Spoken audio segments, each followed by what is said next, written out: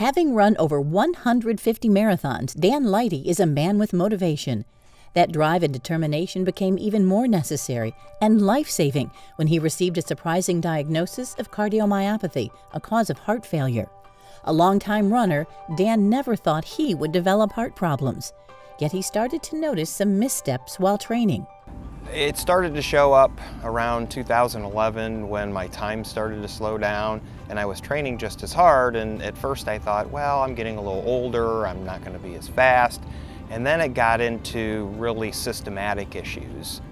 A friend advised Dan to seek treatment at the Ohio State Wexner Medical Center Ross Heart Hospital.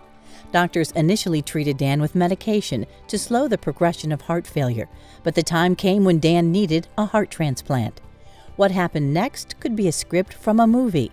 On Christmas Eve 2015, Dan received the most precious gift of all, news that a donor heart was available.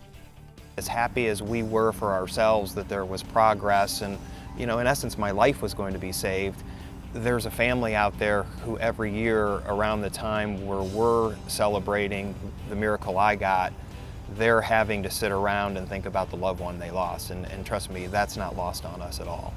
Besides his donor, Dan and his wife Emily credit Ohio State's Ross Heart Hospital with giving him a second chance. I'm glad I was there.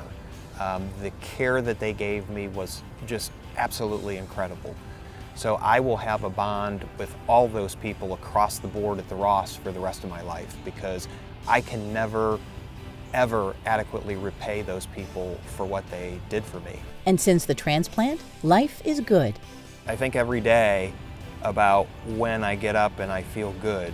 And I went through almost 4 years of getting up every day and feeling terrible. Dan feels so good, he's training for his next marathon.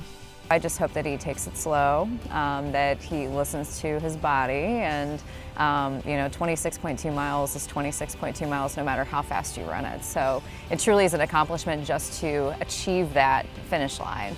And so I hope he keeps that in mind when he's running and plays it safe. Dan did cross that finish line and completed the Columbus Marathon alongside his wife, Emily. Many family and friends were cheering him on as he completed his marathon goal. Dan didn't really care how long it took him to run that race. He knows he's a winner in the biggest race of his life.